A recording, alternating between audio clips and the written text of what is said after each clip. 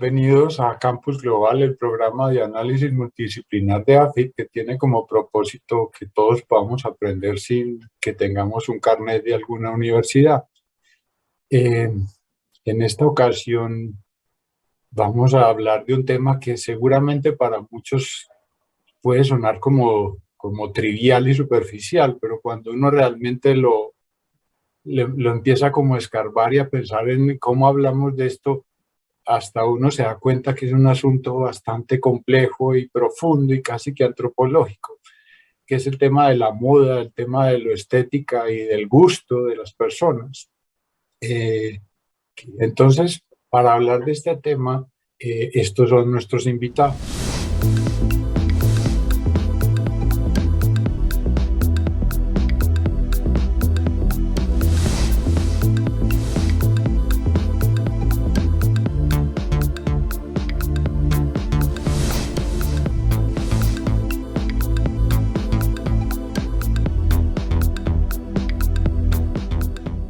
El tema de la moda, que podía ser la parte central de la conversación, pero me parece interesante que planteemos este tema como con un telón de fondo más amplio, y tal vez yo quisiera que William nos ayude, que es el tema de la estética. Yo sé que el tema de la estética, de la moda y del gusto de las personas seguramente tienen fronteras, no sé qué tan borrosas, pero seguramente también son interdependientes, pero como todos los temas están relacionados, me parecía tal vez interesante para introducir el tema que William nos dijera algunas ideas sobre el concepto de estética, que también me imagino que es un concepto inacabado e inacabable, pero que nos puede dar como el piso para arrancar la conversación. Bien, gracias. A mí me gustaría empezar con algo elemental, y es que usualmente asumimos que la estética está relacionada directamente con la belleza. Y resulta que cuando hablamos de la estética estamos hablando más de esa relación que se da entre los sentidos y el mundo de los objetos, por así decirlo. Y cuando hablamos del mundo de los objetos, evidentemente la ropa es uno de esos objetos, quizás muy importantes y claves porque la usamos en la vida cotidiana. Yo creo que no hay un solo objeto que por lo menos en Occidente no dejemos de utilizar diariamente, y ese objeto es la ropa. Es lo primero que hacemos antes de salir como a la puesta en escena de la vida social, ¿verdad? Entonces, cuando hablamos de estética en la vestimenta, también tratamos de entender usualmente que lo estético en la vestimenta es aquello que precisamente nos hace ver muy lindos, atractivos, o que mejora la apariencia. Pero a veces no caemos en cuenta que también en el uniforme puede haber un hecho estético, por ejemplo, porque tiene un sentido simbólico, porque representa una autoridad y porque genera también unas ciertas sensaciones en vos cuando ves a alguien uniformado. Entonces, en ese sentido, de lo que estamos hablando es que existe una relación entre los sentidos, la ropa que vemos y cómo la manera en la que se viste la gente puede alterar nuestra percepción y nuestros sentidos sobre la persona. Ahí podríamos decir que ejemplificamos esa relación entre el mundo de lo sensible y la apariencia vestida de la gente, ¿verdad? No sé si con eso doy un poco de respuesta a tu pregunta. Sí, no, me parece muy importante porque en toda esta conversación, a cualquiera que no somos expertos en el tema, asumimos que sí, que la estética es lo que es bonito y lo que no, lo otro que es lo que es feo. Y entramos en una discusión muy complicada, además con una carga de subjetividad terrible, pero finalmente, sí, como dice William, la ropa, por ejemplo, que puede ser en los objetos de diseño, no es solamente un objeto para cubrir la piel, para que no nos piquen los zancudos o nos dé frío.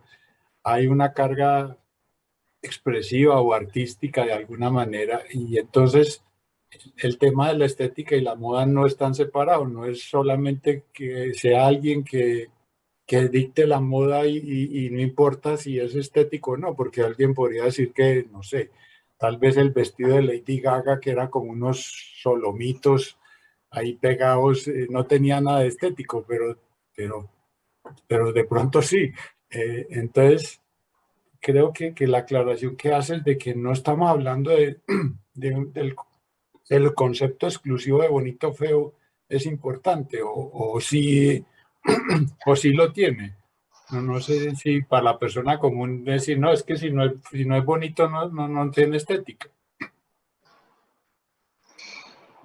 Complementa a Lina. Dale tú.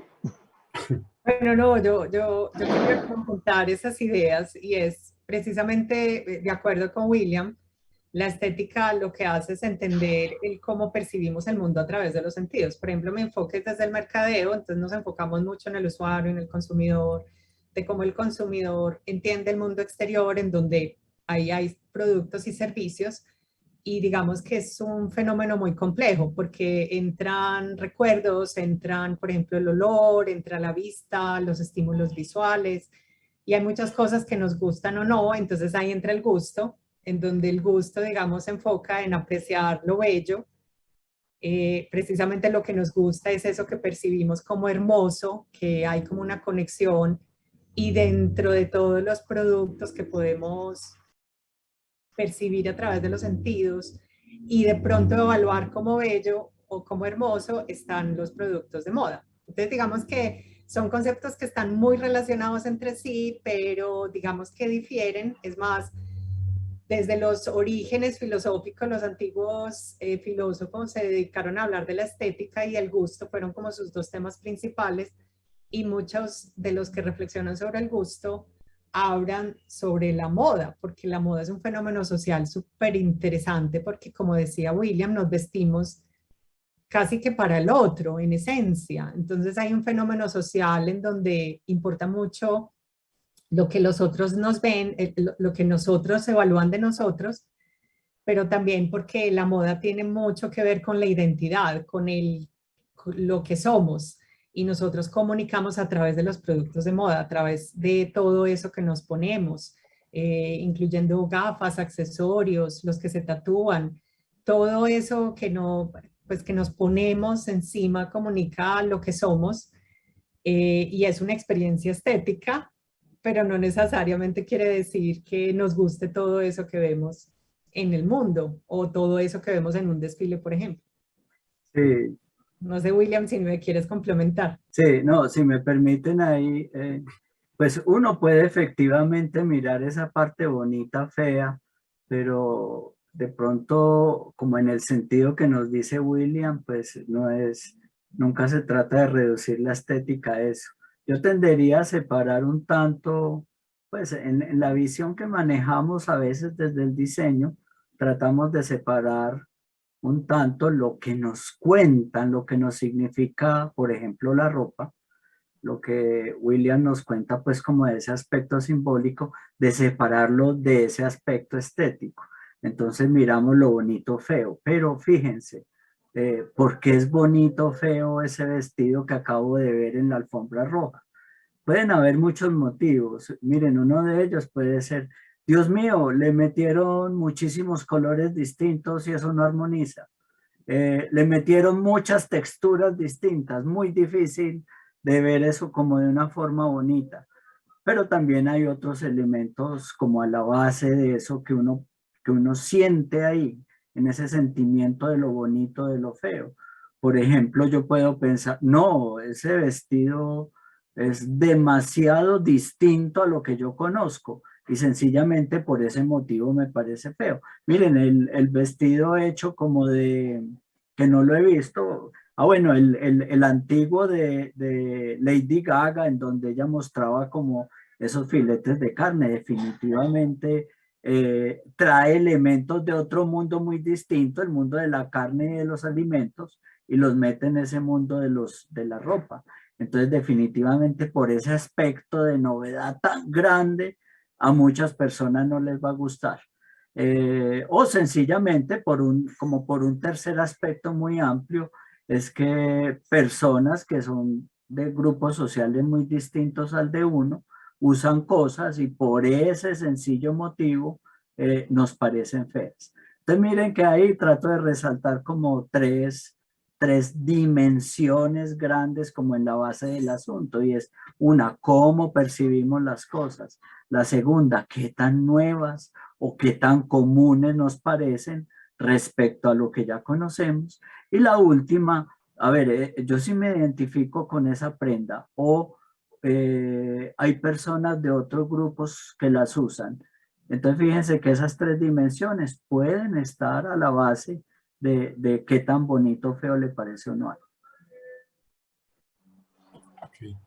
Dale, Volviendo un poco al ejemplo del vestido de Lady Gaga y retomando lo que acabamos de escuchar de Jorge, también habría que agregar que la ropa de alguna u otra manera está socialmente reglamentada, queramos o no.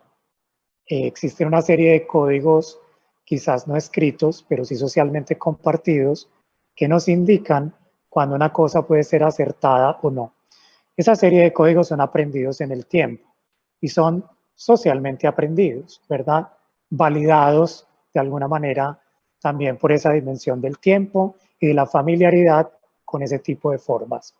Entonces, cuando aparece en escena una prenda como la de Lady Gaga, que parece de carne, la gente la conecta más con el mundo del arte porque tiene que ver con otra obra de arte que se había dado mucho antes, independiente de si a la gente le gusta, si alguien la rechaza o si alguien de pronto se identifica con esa prenda por el carácter subversivo que tiene para el espacio en el que se lleva, la prenda sí o sí está marcando lo que uno llamaría una experiencia estética, porque las experiencias estéticas son de distinta naturaleza, por así decirlo, y tienen que ver directamente con esa reacción de los sentidos frente a lo que ve. En ese orden de ideas, uno diría que el vestido de Lady Gaga no es estético per se, sino que solo se produce o se convierte en una cuestión estética en el momento en que entra en relación con esos sentidos, ¿verdad? Hay una frase de Borges que es muy bonita y él decía que el sabor de la manzana no estaba en la manzana, sino que era en el contacto de la saliva, de la persona, de la boca, con la manzana, ¿verdad? Yo creo que ese ejemplo es bonito porque también nos habla de cuando hay, de alguna manera, como esa experiencia estética. Ahora, creo que también hay que tener en cuenta una cosa, y es que como entra a ser tan clave el asunto del gusto, en si a mí me gusta o no la prenda o la manera de las cosas en las que vemos, aquí hay que tener en cuenta una cosa. Yo siempre pienso, por ejemplo, en los uniformes de guerra de civilizaciones quizás más antiguas, donde uno ve, por ejemplo, la imagen del guerrero casi que como una imagen monstruosa que genera miedo, ¿verdad? Y esa vestimenta, al generar miedo, también está de alguna manera cumpliendo su propósito estético, ¿verdad? Y aunque genere miedo, es probable que a algunas personas les pueda parecer bella y atractiva. De hecho, para nadie es un secreto que existe una gran cantidad de iconografía por ahí en que ciertos uniformes muy polémicos generan incluso una cierta atracción, incluso de carácter erótico, que ha sido explotada incluso por el cine, ¿cierto? Estoy hablando, por ejemplo, de todos estos uniformes de la Alemania nazi que en la década del 70 se explotaron, por ejemplo, en unas connotaciones medio eróticas, medio sexuales allí. Entonces, creo que esas cosas hablan también de la complejidad que existe en el reino de lo estético, de la vestimenta, del gusto y de otras cosas que empiezan a involucrarse en ahí directamente con la ropa. Lindo. Y para complementar, cuando se hace esa experiencia estética de recibir nosotros estímulos a través de los sentidos, por ejemplo, desde el mercadeo y desde el diseño, que yo trabajo mucho investigando con Jorge, nos interesan, por ejemplo, 3 tipos de respuestas. Es decir, uno recibe el estímulo y se generan unas respuestas que son físicas, mentales, de asociación. Entonces, por ejemplo, son las respuestas emocionales. Uno a veces, por ejemplo, me acuerdo una vez viajando, yo vi un lago con unas casas y era tan hermoso que a mí se me salieron las lágrimas, pero de la alegría, yo sentí éxtasis. Entonces hay una respuesta emocional, hay una respuesta cognitiva que tiene que ver con el pensamiento de uno, entonces pensar, por ejemplo, a lo mejor evaluar el vestido de Lady Gaga como horrible, yo pues, personalmente pienso que es horrible, y luego hay una experiencia, hay una respuesta asociada con significados. Ay, no, pero es que eso no es un vestido, eso es comida. O me acuerda una carnicería. Entonces uno empieza a asociar cosas con recuerdos, con otros productos, con memorias, con sonidos, con imágenes. Y realmente, por ejemplo, el mercadeo, el diseño, se basa de todo eso, utiliza todo eso para entender mejor, por ejemplo, el consumidor y estudiar, digamos, los productos de moda para saber no solo si les gustan a los consumidores, sino también si los van a querer comprar, por ejemplo. Entonces también como conectando un poquito pues con mi disciplina. Jorge. Sí, conectando y como conectando también con el discurso de William Nilina, efectivamente, pues miren que la estética, lo bonito hoy en día en el mundo académico es que ya se salió del ámbito del arte y de las profesiones que lo tenían pues como su centro, como pensar en el diseño. Entonces, no solamente vemos esos objetos artísticos que efectivamente tienen una carga estética muy grande, sino que tratamos de ver lo estético en los objetos de lo cotidiano.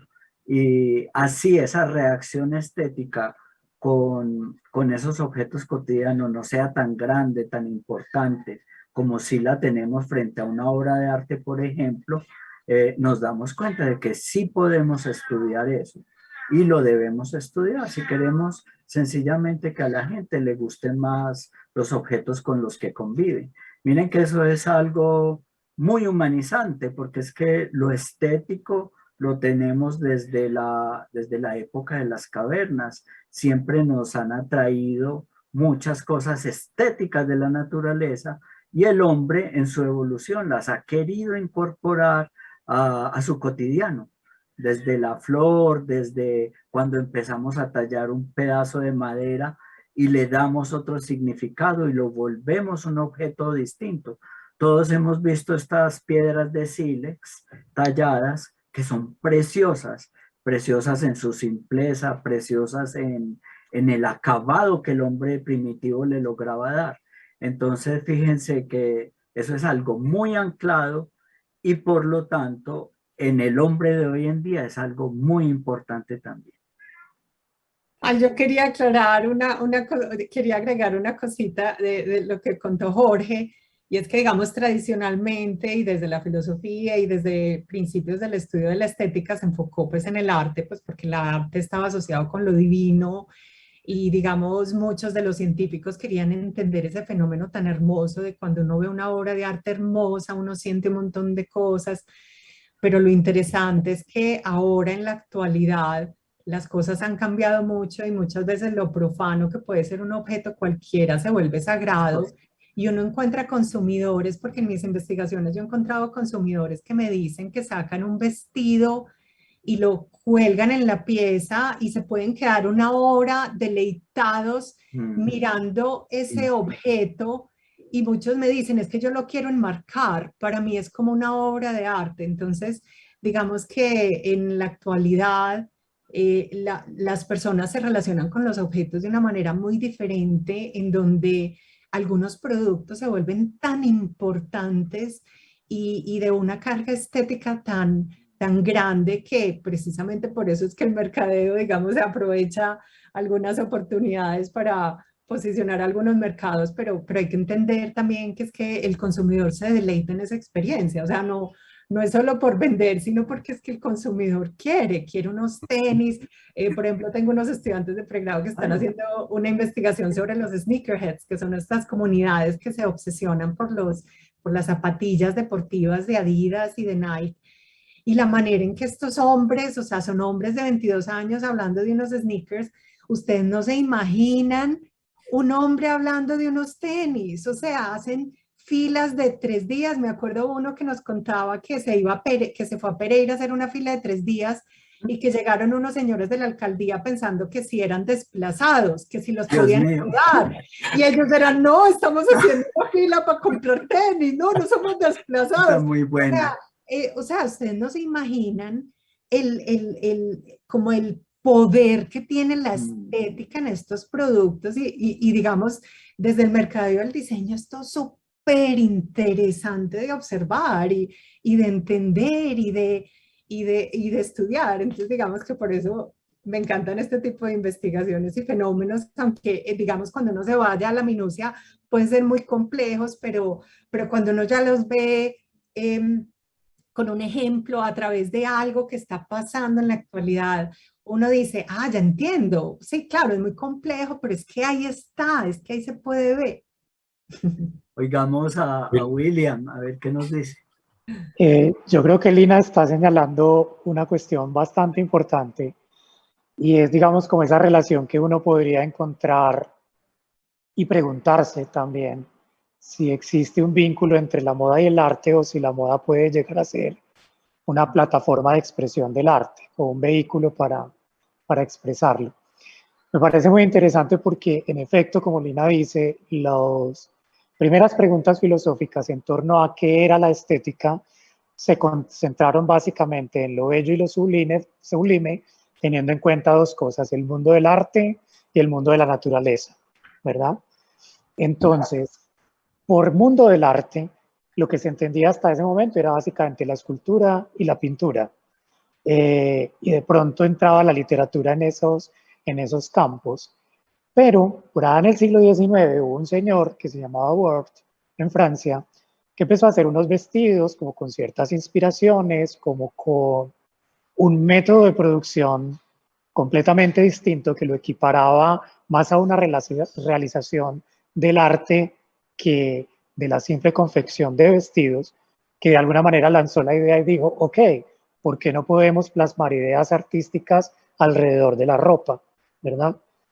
Esa noción fue la que le dio la base a lo que los franceses llaman alta costura, donde usted puede ver, por ejemplo, en pasarelas, una serie de vestidos con una alta carga experimental, de una rareza formal, que la gente de a pie lo primero que se pregunta es, vení, ¿y eso quién diablos se lo va a poner? ¿Verdad? ¿Cómo me monto un bus en eso?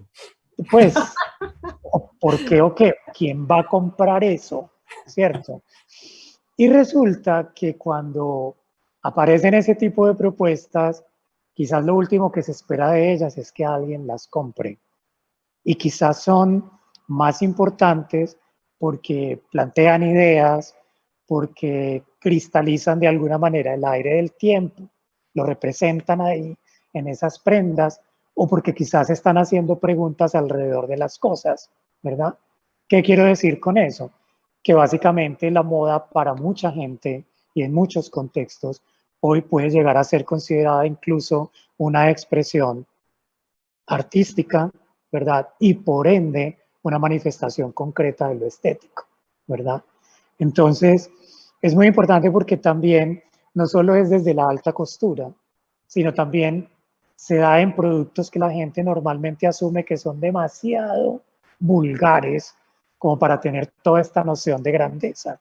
Y creo que el ejemplo de los sneakerheads, perdón, que nos cuenta Lina, es absolutamente diciente de eso. Porque todo este culto alrededor del objeto es un culto basado justamente en la apreciación que tiene la gente y en cómo esos objetos mueven justamente su sensibilidad, ¿verdad? Yo creo que ese caso de los sneakerheads es absolutamente brillante porque uno no dimensiona todo lo que puede haber detrás de ese universo que valora cada costura, la tradición de una zapatilla, la conexión de esa zapatilla con una figura del deporte o con un artista o con una estrella mediática. Es bastante interesante porque se juntan los mundos del arte, los mundos del mercadeo, el tema filosófico y estético allí representado en algo que para mucha gente puede ser demasiado vulgar, una zapatilla, un Sí. simple tenis, ¿verdad? Pero está ahí. Jorge iba a decir algo. Sí, a mí me gustaría añadir algo ahí. Es una anécdota que a mí siempre me gusta contar para explicar una cosa. Yo viví en el extranjero bastantes años y una vez salí a la esquina de mi casa y había un automóvil Ferrari último modelo precioso, de color amarillo, un amarillo puro. ¿Qué es lo interesante de eso? Que yo me paré a mirarlo, a disfrutarlo, casi que boquiabierto. Pero al lado mío había dos personas de edad avanzada, una de ellas una señora. Miren, es bien probable que a esta señora ella ni supiera que era un Ferrari, ni le interesaran los automóviles deportivos. Eh, eso es para decirles algo, y es que eso que siente uno en ese sentimiento estético tan fuerte es una cosa que se nos presenta de manera automática. Ni siquiera tenemos que pensar en ello. Los tres nos quedamos literalmente boquiabiertos, mirando los colores, las formas, cómo una forma hacía transición en otra, esa fluidez de formas hermosa, cómo contrastaban los materiales. El automóvil era precioso. Entonces miren que no tenemos que tener a priori una motivación por ese objeto que estamos viendo, sino que sencillamente el objeto tiene esa capacidad de hacernos sentir ese sentimiento estético intenso. Lo bonito, y con lo que han dicho Lina y William, es que todo esto es extendible como en un continuo, se va extendiendo hasta los objetos más sencillos de lo cotidiano, como nos decía Lina, con un vestido. La gente saca un vestido y lo aprecia, tiene ese sentimiento placentero, es algo que nos genera placer y por eso es deliciosamente humano. Hasta sencillamente un lapicero, un objeto. Piensen en el diseño japonés de los objetos de lo cotidiano, un lapicerito, un portaminas, y se vuelven objetos preciosos, muy degustables y que nos generan todo ese placer. Incluso, ya que hablas de lo mundano y de lo cotidiano, recuerdo, yo tuve la oportunidad de ir a Japón hace unos años y yo soy, como dicen aquí las señoras, muy lolo, me gusta lolear en los almacenes, pero no necesariamente cosas, ¿sí? Y entré a un almacén que vendían lo que vendían cualquiera pendejadas y había una hilera enorme de botones, un sitio que vendían botones y yo quedé fascinado. Entonces me senté porque eran tantos que dije, parado no voy a alcanzar y me senté a mirar botones. Y Sí. pasaron horas y yo no me di cuenta, tanto que yo estaba ahí sentado en el piso y de pronto empecé a sentir un ruido muy grande y eran las rejas del almacén que se estaban cerrando.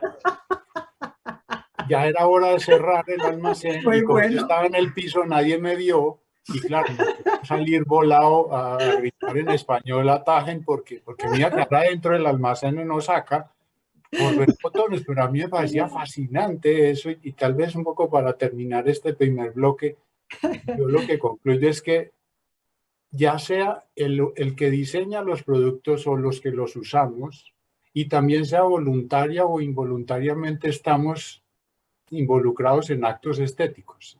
Sí. Así uno no quiera, finalmente Sí. hay un componente Siempre.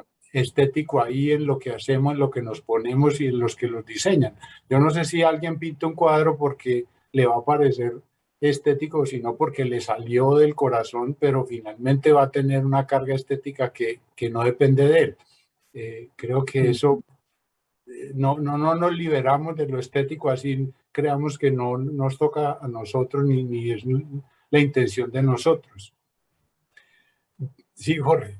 No, te añado que estamos hablando de esas experiencias estéticas marcantes en la vida. Entonces hagamos la cuenta, la del Ferrari, la de los botones, y miren esta que es la del té. A mí me gusta mucho el té y una vez entré a una tienda en donde venden 800 variedades de tés. Entonces uno llega al mostrador y pregunta por tal cosa, después de mirar el catálogo fabuloso. Entonces le dicen a uno, sí, siga atrás, que es donde está como todo guardado. Entonces yo recuerdo que la persona abrió las puertas dobles así. Ustedes no se imaginan lo que yo sentí en ese instante al oler 800 variedades de tés a la vez. Eso, o sea, fue el equivalente de tu experiencia de los botones, pero con olor. Eso nos sirve para decir una cosa, y es que lo estético está en todos los sentidos. Y no nos olvidemos que también tenemos el sentido de la propiocepción, que es el que nos da placer en el movimiento, que lo sentimos, por ejemplo, cuando bailamos. Es la actividad propioceptiva deliciosa. Cuando la tela del vestido deliciosa nos acaricia, o cuando sentimos el cuero de una cartera de lujo.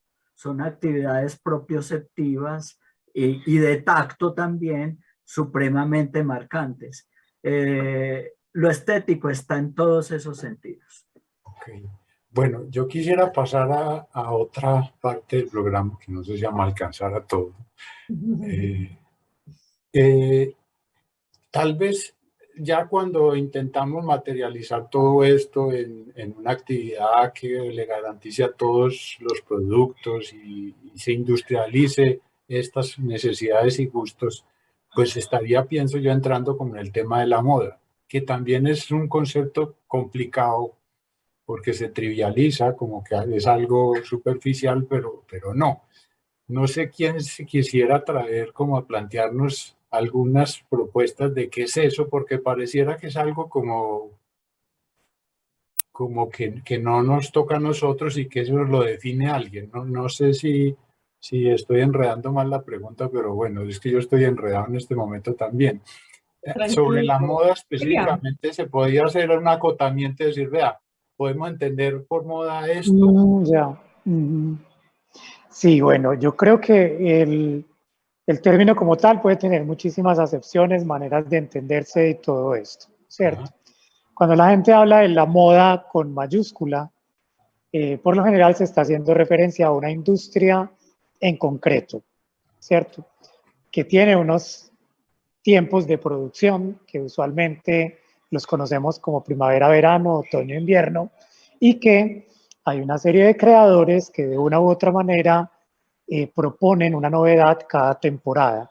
Eso es como quien dice la moda con mayúscula y como institución, ¿cierto? Pero el hecho de que la gente produzca esas cosas no quiere decir que la gente las vaya a llevar en la vida cotidiana.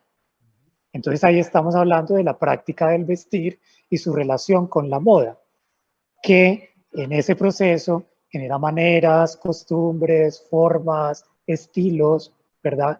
Porque hoy en día los individuos negocian entre sus propias experiencias, lo que desean y lo que les propone el mercado. Eso que propone el mercado es básicamente lo que de una u otra manera se vuelve como la institución moda, ¿verdad? Ahora, ¿de dónde vienen las ideas para la moda? En el pasado, estoy hablando de los años 60 para atrás, cuando existía todavía la creencia de que el diseñador era como una especie de artista muy creativo y explorador que se inspiraba en sus propias pasiones, en su mamá como Christian Dior, por ejemplo, o en los sueños, ¿verdad? La moda en efecto tendía a ser más bien como impuesta y orquestada por esa industria de la que estoy hablando.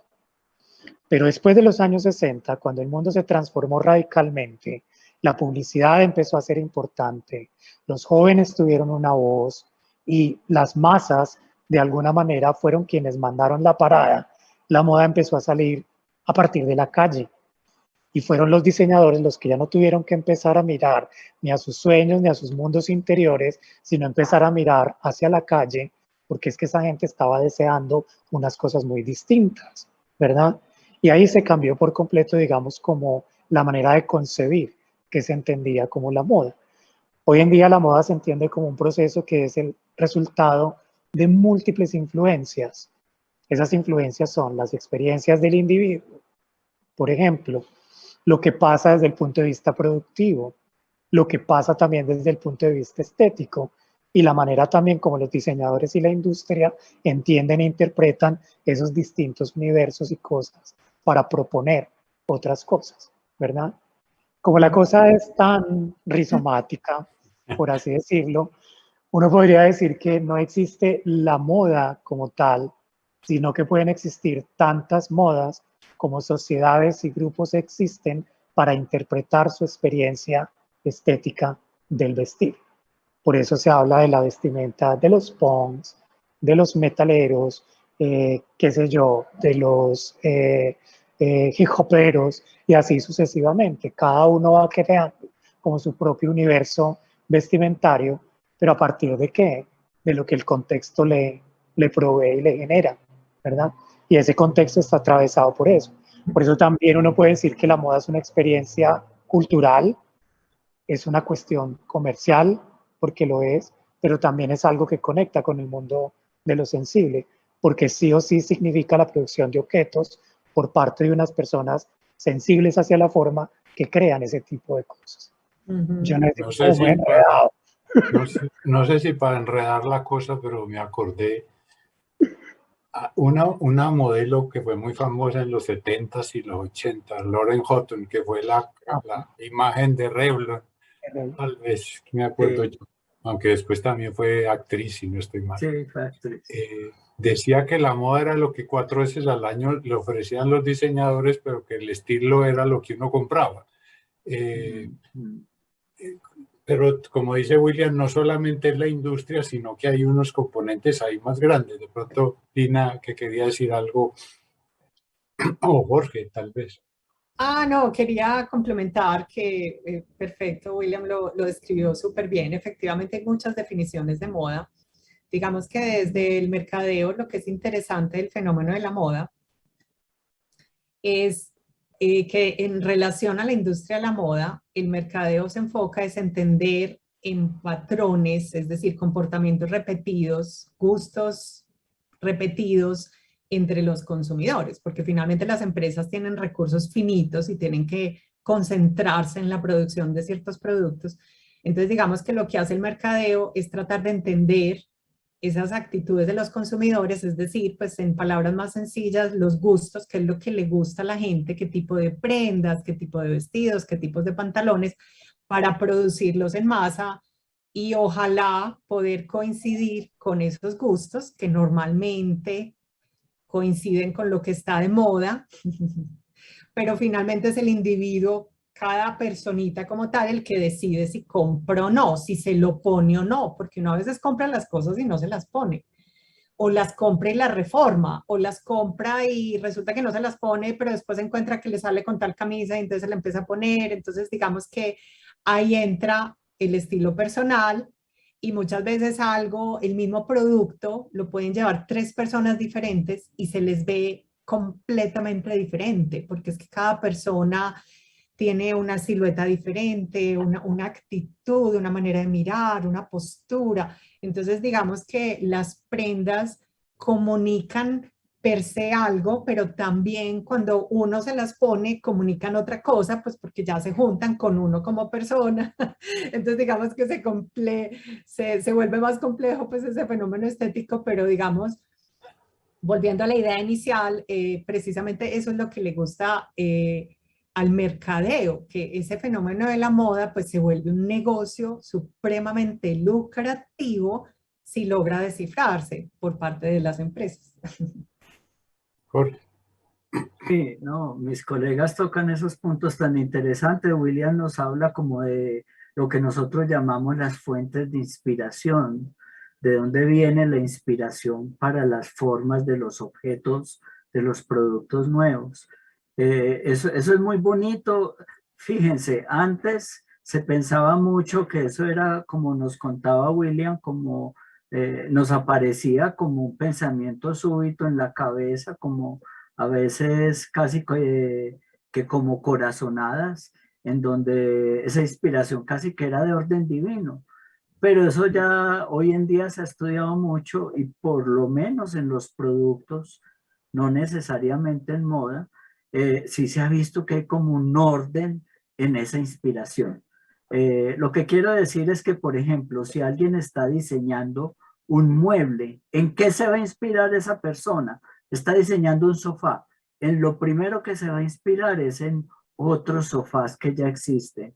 En lo segundo, en otros tipos de muebles. En lo tercero, por ejemplo, en las lámparas. En lo cuarto, los objetos de decoración, los objetos de la cocina. Luego en la arquitectura de la casa. Luego, por ejemplo, en los vehículos que circulan por la calle. Y finalmente, por ejemplo, por elementos de la naturaleza. A ver, eso no significa que ese proceso sea así como lo estoy contando, sino que hay como una distancia. Si ustedes se fijan, hay una distancia geográfica. La primera fuente de inspiración es lo más cercano al mismo producto que yo estoy tratando de diseñar. Y así me voy alejando en esas fuentes de inspiración hasta cosas que pueden estar mucho más lejos. Entonces, sobre todo en productos que son muy complejos, en diseño decimos que el producto más complejo de todos, como por tantos tipos de conocimiento que lleva metido, son los automóviles. Piensen en que un automóvil tiene 9.000 piezas. Entonces eso nos habla pues como de su complejidad. Y se ha visto, por ejemplo, que los diseñadores de automóviles sí tienden a seguir un esquema en esa inspiración que usan. Cuando se va y se les cuestiona, ellos no dicen, no, es que me inspiré únicamente en las formas de este tigre para darle un aire agresivo al vehículo. No, ellos hablan que efectivamente hay toda una serie de elementos que los inspiran. Entonces, fíjense que con el tiempo, pedacitos de todo este rompecabezas han ido teniendo cierta claridad. Pero yo meto aquí la cucharada antes de que pase William, que seguro tiene más historias que yo.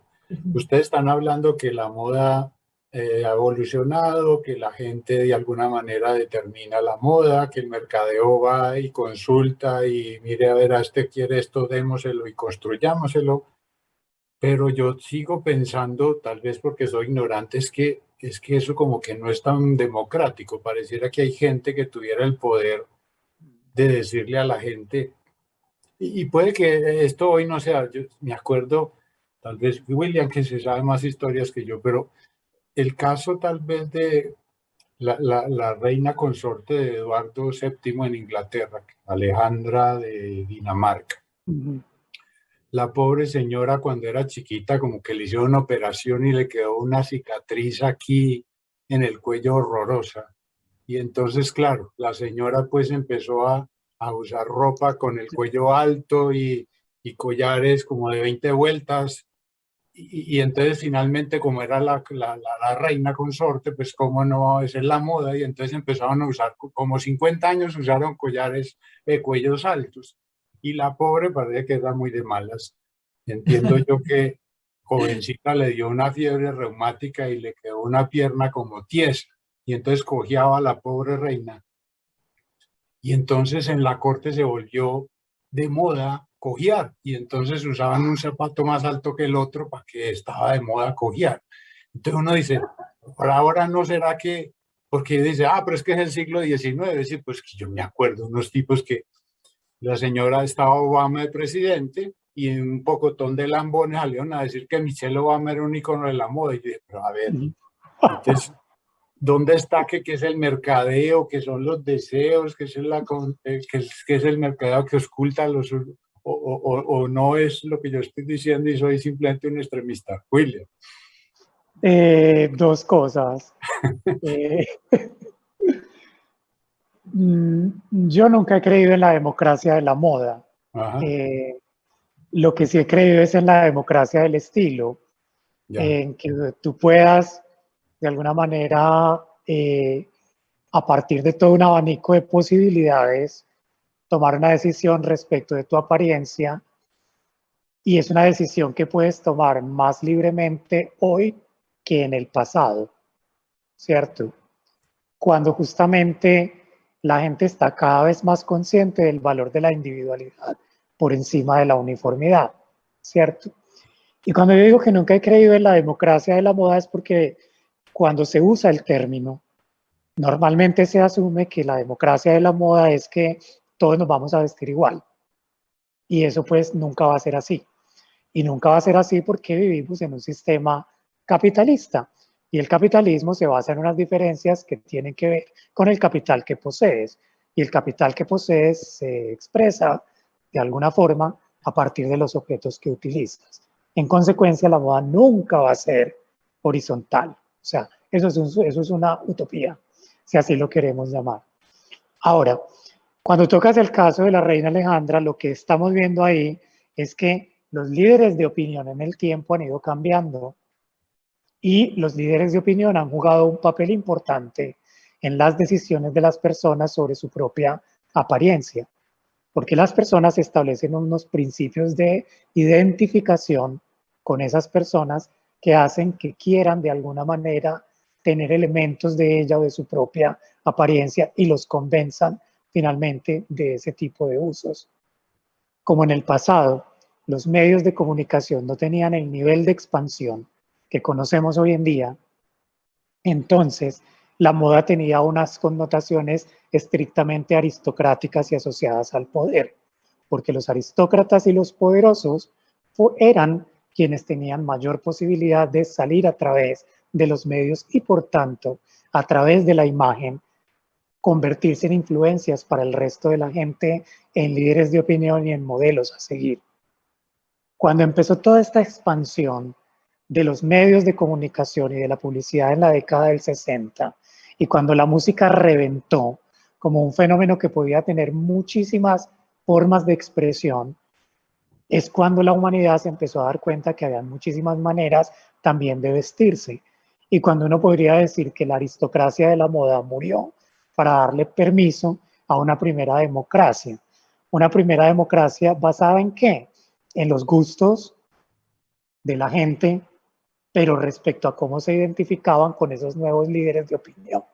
¿Quiénes eran esos líderes de opinión? Los cantantes, las estrellas del cine, en los 80 los de telenovela y así sucesivamente y hasta las series más adelante, pero hoy en día cualquier persona por la misma expansión de los medios de comunicación puede llegar a ser un líder de opinión y tener la capacidad de influenciar incluso los rumbos de la apariencia de las personas, los cambios.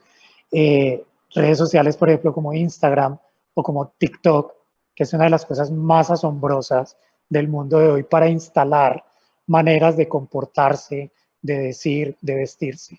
Creo que han dado la posibilidad a que mucha gente realmente pueda compartir con otros cuál es su experiencia vestimentaria del mundo e invitarlos a consumir cosas. A mí me llama poderosamente la atención, por ejemplo, como TikTok ha sido capaz de traerse canciones de los 70 para que las escuchen unos niños de 12 años, ¿cierto? O que rescaten íconos como María Félix, pues eso me tiene aterrado. Y que los niños sepan hoy en día quién es María Félix y Audrey Hepburn, porque las encuentran muy atractivas, o una María Félix porque la encuentran muy contundente en sus aseveraciones, ¿verdad? Y que todo esto les parezca atractivo y que se vuelvan íconos hoy en día. Entonces, la cosa de quién pone la moda hoy en día y cómo la experimentamos se vuelve, diría yo, cada vez más compleja en tanto que los medios de comunicación se expandan, porque es ahí donde reside el liderato de la opinión, que es lo que puede influenciar la manera en la que la gente acepta o rechaza las cosas. Sí. Lynn. Yo quería complementar y es, uno desde afuera escucha eso y uno dice, ay, pero ¿por qué copian? Yo no copio, no, yo soy único, mi estilo es único. Por Dios, es la naturaleza humana copiar a otros. Es más, nosotros en las neuronas tenemos unas neuronas que se llaman neuronas de espejo. ¿Por qué? Los niños, uno le hace una carita a un niño, uno le hace, y el niño hace como los miquitos, pues los seres más evolucionados tienen neuronas espejo. ¿Por qué? Porque a través de la imitación nosotros aprendemos. Entonces, cuando nosotros vemos un modelo, por ejemplo, un líder de opinión, que tranquilamente puede ser Michelle Obama, y nos gusta lo que vemos, decimos, podemos a lo mejor pensar, ay, qué rico ser como esa persona. Entonces, esa persona se vuelve como una imagen a imitar, algo aspiracional, como qué rico yo ser como. Entonces, una manera de lograrlo es a través del vestuario. Bueno, yo no me parezco a Michelle Obama o yo no me parezco a alguna de estas blogueras famosas o yo no me parezco a alguna de estas actrices famosas, pero si yo me pongo de pronto un vestido parecido, como que puedo sentirme un poquitico más parecido a. Entonces, así uno niegue la influencia está ahí, está ahí. Y a lo mejor uno no conscientemente dice, me quiero parecer a Michelle Obama, pero resulta que en la tienda que va, el vestido que te gustó está inspirado en ese vestido que se puso Michelle Obama. Entonces, a veces ni siquiera es que conscientemente o de manera explícita yo diga, yo me quiero parecer a Michelle Obama, sino que el mercado adopta todas esas tendencias, las incluye en sus productos y a lo mejor yo me estoy poniendo algo que imita o que esté inspirado en Michelle Obama sin yo siquiera darme cuenta. Entonces digamos que es bastante complejo, pero es como se mueve el mercado, o sea, es una realidad. Es como, a mí me encanta una película muy vieja, pero The Devil Wears Prada, en donde Miranda Presley, la chica, pues la practicante está al principio y está con su buzo y dice que no le importa la moda. Cuando Miranda Presley le dice, ¿cuál? ¿Tú crees que es que a ti no te importa la moda y que fuiste a un rack cualquiera de una esquina a comprarte ese buzo asqueroso y no te das cuenta que es que ese buzo es azul cerulean de no sé qué colección, de no sé qué diseñador, y después que pasó de moda, terminó en esa tienda, en ese rack, en la esquina de donde tú lo cogiste y tú crees que la moda no te influye? Entonces le da tremenda lección de moda a su practicante Miranda Presley en la película. Jorge quería decir algo, creo. Sí, gracias. Con todo lo que acabamos de oír, y en realidad fíjense que son razones evolutivas profundas. Todos los hombres, y eso lo ha estudiado la psicología evolutiva, que nos explica cómo la psicología humana se ha ido formando a través de la evolución de millones de años. Hay dos razones básicamente. Una es, hey, yo como individuo tengo que ser diferente. Entonces, por ejemplo, ¿qué ropa voy a usar para expresar esa diferencia? Y la otra es, yo como individuo debo hacerme aceptar en un grupo. Hoy en día estamos llenos de cantidades de grupos, lo llamamos comunidades. Miren, el primer grupo en un estudiante son sus compañeros, es la universidad en donde estudia, pero también el grupo de personas que lo ven en TikTok, que lo ven en Instagram. Entonces fíjense que es muy contradictorio, porque por un lado la moda debe servir a expresar esa individualidad, pero por el otro lado la moda debe servir a ser parecido y asimilarse en ese grupo, hacerse aceptar en ese grupo. La otra noche yo tuve un sueño en donde justamente era como tener una mirada sobre este fenómeno, y era una fila de personas en donde más o menos la mitad de ellas tenían alguna prenda de un tono de rojo. Y yo les decía de manera muy descarada que miren cómo estaban todos a la moda, pero en donde todos querían estar distintos, pero a la vez todos estaban uniformados. Entonces esa es la ironía de la moda, pero fíjense, no, pero por el otro lado, cuando uno se para en lo político, es una cosa muy fuerte, porque es que la moda rescata al individuo, así lo sumerja como en un mecanismo de consumo, pero también lo reivindica. Cuando ustedes ven los regímenes totalitarios, invariablemente se atacan a la moda y destruyen esa manera de expresar esa individualidad profunda. Entonces, y cuando ustedes ven digamos que los regímenes más democráticos, yo tengo la impresión de que en esos regímenes la gente tiene una tendencia, muchos individuos, a vestirse de manera muy diferenciada. Entonces, indudablemente hay un vínculo con lo político, hay un vínculo con las libertades individuales, pero que también presenta ese aspecto contradictorio en su interior. Yo, como suponía, el tiempo pasa rapidísimo aquí. A mí me gusta porque enseña que la cosa estuvo interesante. Pero quisiera estos 5 minuticos que nos quedan, como llegar a lo que lo hemos tocado, pero que estaba planteado el tema del gusto, porque finalmente voy a plantearlo en una pregunta para que terminemos aquí, aunque nos quedó faltando tiempo. Entonces, el gusto es definitivamente es un gusto como como en la comida. Es un gusto apropiado con el tiempo por otros o es una cosa natural o en el gusto de las personas hay no es no es un o sino un i, o sea, hay un componente de lo que a mí el gusto adquirido, yo crecí comiendo arepa, pero después me gustó el sushi y de tanto verlo lo adquirí, o finalmente el gusto en la moda es todo impuesto y no hay nada innato en las personas. Que yo sé que es una pregunta, bueno, la pregunta no, la respuesta complicada, pero ¿qué opinan? Yo personalmente creo que es construido. Okay. No hay nada innato en él. Cambia. Ni natural. Empezando que no es natural ponerse ropa. O sea, lo natural es andar desnudo, ¿cierto? Entonces, es una cuestión completamente construida y que está sujeta a unos sistemas de valores que tienen que ver con el lugar donde vivimos, con las capacidades, ¿por qué no?, también económicas, con la manera en la que percibimos el mundo y también con el tipo de personas y de imágenes y cosas con las que nos relacionamos. Porque es que es finalmente todo eso lo que construye el universo que nos permite tomar una decisión frente a la propia apariencia, ¿verdad?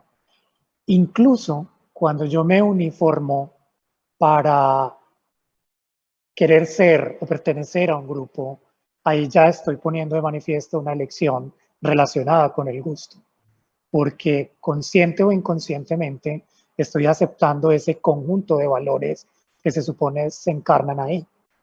Por eso se habla de mal gusto, es cuando lo que llamamos mal gusto no se corresponde directamente a ese conjunto de valores que yo tengo codificados como que representan el bien ser de la imagen o de la forma en la que yo debería proyectarme, ¿cierto?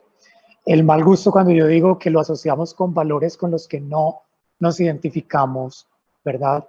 Por eso a veces se asocia con lo que llamamos vulgar, mostrón, o que de una u otra manera no me representa a mí. Entonces, por eso para mí es una construcción de una subjetividad muy elevada, ¿verdad? Pero esa construcción no es una construcción ciega, es una construcción que se genera a través de lo que se percibe, es decir, a través de las experiencias estéticas que se tienen. Okay. Lina, que eso es como su tema de trabajo últimamente. No, sino que Jorge, Jorge, no ha investigado mucho el gusto, dale. pero también Jorge y yo estamos en una investigación bien interesante. Es muy parecido a la moda de la estética. Hay un montón de definiciones del gusto. A mí una que me gusta mucho y es que es como esa capacidad de apreciar lo bello, en donde al apreciar lo bello también puedo decir lo que no es bello, lo que es feo.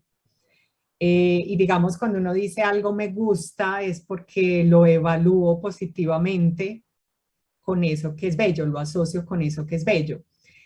El gusto cambia, Miren, por ejemplo, a veces con las tendencias de moda. Yo a veces veo una tendencia de unas mangas anchas o una falda y yo digo, ay, qué tan feo. Y a los 6 meses compro esa falda y ya me parece hermosa. Entonces, digamos que el gusto, desde lo estético, que puede ser gusto de los sentidos, un sonido que, una banda de rock que no me gustaba y la empecé a escuchar en todas partes y de un momento a otro me empezó a gustar, o a través del gusto pues del sabor, como decías Juan David, hay gustos aprendidos, entonces digamos que el gusto cambia y se influencia mucho del contexto, de esas personas que creemos que saben más y que de pronto nos dicen, o de, por ejemplo, voy a un curso de apreciación del arte, va a ser muy diferente mi experiencia en un museo después de un curso de apreciación de arte que antes del curso de apreciación de arte. Entonces, digamos que el gusto cambia, tiene muchas influencias, nuevamente es un fenómeno complejo y digamos que uno también puede hablar del gusto individual, uno puede hablar del gusto social, o sea, uno puede hablar del gusto de una sociedad, uno puede hablar del gusto del diseñador, del que crea los productos. Entonces, digamos que también hay como diferentes perspectivas desde donde uno puede ver el gusto y precisamente es algo complejo, literalmente subjetivo, complejo, y es todo un fenómeno que tiene como muchas aristas, pero sí, en esencia la mayoría dice es, uno ve algo y uno dice me gusta, no me gusta. Si uno va como a la esencia, es así de sencillo. ¿Algo te gusta o no te gusta? ¿O qué tanto te gusta? Entonces puede ser o algo muy sencillo o súper complejo de estudiar dependiendo de cómo uno lo quiera ver. Si desean, cierro ahí entonces. A ver, podemos mirar el gusto como preferencia, pero una preferencia muy instalada casi que a nivel de personalidad. Como lo llamamos una actitud, es una preferencia actitudinal, algo muy instalado y muy fuerte.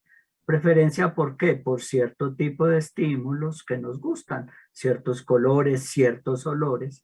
Entonces, por lo menos la psicología evolutiva nos dice que, nos dice, sí, hay una parte de esto que se aprende, como quien dice, puede ser construida, pero también hay una parte de ese gusto que viene transmitida no solamente culturalmente, sino también a nivel genético.